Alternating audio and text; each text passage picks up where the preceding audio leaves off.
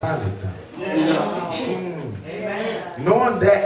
Knowing that darkness has blinded you. What he's saying here, you have eyes, and yet you cannot see. You understand? What he's saying here is that you have built up this wall, this lifestyle, this bitterness, this anger. And what you do is you try to pass that on because you are miserable. You know, it's like being in life at times when you're down and out. That's the time not to give in to the darkness, but to ask God to let his light shine upon you, that you don't fall victim to the darkness. You know, because individuals that are stuck in that darkness, what they do is, it's like these churchgoers. They feel like that they don't want to acknowledge that they've messed up. The money clouds their mind. Their pride in life clouds their mind. It's the cravings for the physical desires that clouds their minds. They say, well, look, I'm on this drug, man, but you don't understand why I'm on this drug, because this drug, it makes me feel happy. You know, I'm in this abusive relationship, but you don't understand, girl, he loves me. You know, no. That's not what it is. Because after you have done that drug and you feel that little physical pleasure of success, it makes you more miserable than you was before you even put it into your system. You know, in that relationship that you're in, it's like you know it's not for you. And the more you fight it, the more that God shows you it's not for you, because the more you hurt in the inside. He goes from telling you that he's not coming home to putting his hands on you. It has you blinded. But God and Apostle John is telling them today that you don't have to be that way. You don't have to be that way. Someone's saying, well, okay, minister, what are you saying? Because if he's saying if I'm in the darkness, then that's why I'm mad. I can't come out that darkness. No, it's not. He tells us the day that you hear my voice, the day that you hear my voice, harden not your heart. When the prophet Nathan came to David and he told him, see, David didn't realize he was in the darkness until Nathan came and told him, because what I'm trying to get you to understand is David had the mindset at this time that he was justifying his wrongs just because of who he was. But when Nathan came and cut on the lights, what did David do? He didn't say, oh, cut the light off. He said, he bowed down and he said, create in me a clean heart and renewing me a right spirit. You know, the Apostle Paul touched on it when he said that be not conformed to this world, but be ye transformed by the renewing of your mind. To have your mind transformed, first you have to say, God, here I am. You have to submit to the Holy Spirit. And God will take you from this situation. Oh, I'm saying if you just trust in me, what I can do for you. A community of people, if we just start to help each other out, and we just start to do what Christ said, we won't be focused on what's going on in Congress, because we will see right here we have progress. If we have progress through God, and God can strengthen us. I hear him saying that he can heal you everywhere that you're hurt.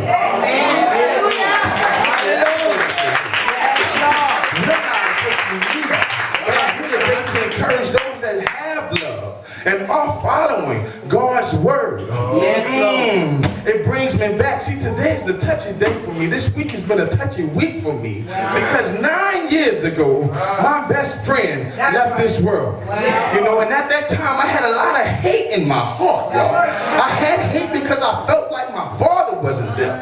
So I had a reason to feel like the world owed me something. I used to see the kids at Manival High riding in their high-dollar cars, and I used to feel like, man, God, this world owes me something. It built up a hate in the inside of me. It made me rebel against my mother. It made me in the state that I didn't know where I was going. The devil was making a fool of me. But when God called my best friend home, I was like Isaiah that day that he called him home. I saw the Lord. I told God, I said, God, take this pain away. I don't want to feel this pain. I want to be new, God. It didn't happen like this. But he had to work on me. He had to take me back to the potter's house. Oh, it was a long road to go. But I'm so thankful, God, that you my life, God, that you placed in my life.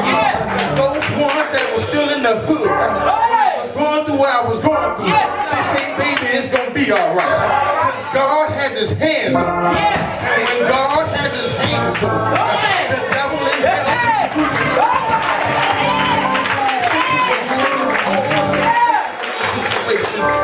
can do where you weak, fill you up where you're down. When I came home in 2005, they had people that were there. God had placed them in my life. I couldn't do it by myself. Everyone who sees me now, you say, man, he's made it. I didn't make it without the help of God's fellowship. Somebody say, my mama prayed. My pastor prayed. They took a little time to pray for me, and I'm so glad. I'm so glad they prayed. Oh, I'm so glad they prayed. God is good. Work on the inside. He brought me back, y'all. He brought me back to my hood. He'll tell my people, if you just give it all.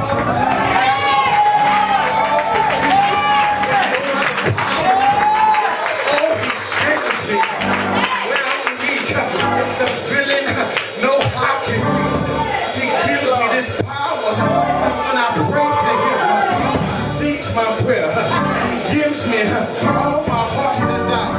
He told his disciples, he said, if you just be connected to the vine, if you're connected to the vine, when you're connected to the vine, you can bear much fruit. To the vine, you can bear no fruit. I'm just thankful to God that he helped me to the vine. He helped me to the vine. He helped me to the vine.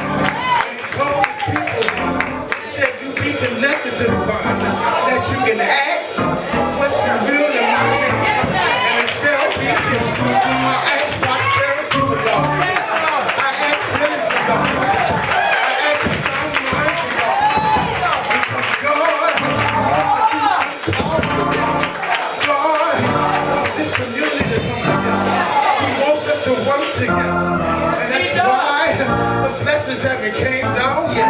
Because when he can trust you, he can bless you. And bless you, God. Not him. As you walk through the light, you lead for light. You can shine like the sun. God, day and night. I'm so thankful, God. Somebody shout, yeah. Can you do it? I have to witness. They were down and out, and they got on their knees, and they called on the Lord, that he showed up all power. They got to that cross.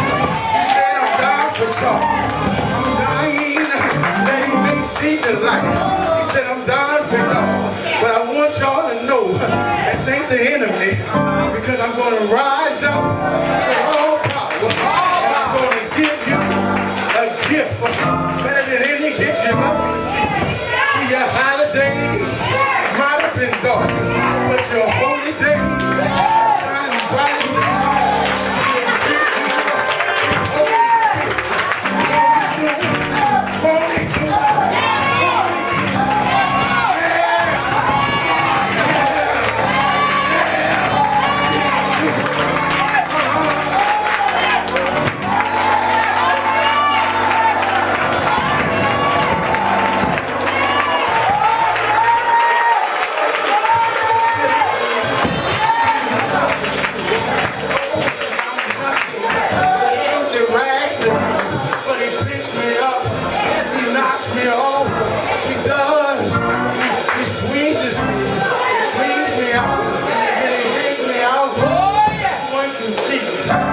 see what I did with it.